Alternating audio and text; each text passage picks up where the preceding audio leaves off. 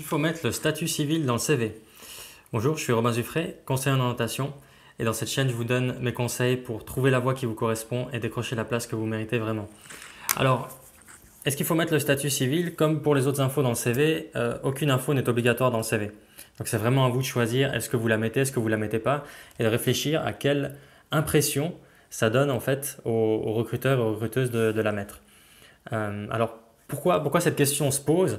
En fait, si on est célibataire ou marié, la question ne se pose pas. Moi, quand on m'a posé la question, c'est plutôt si la personne est divorcée ou veuf ou veuve. Est-ce qu'il faut mettre ça dans le CV?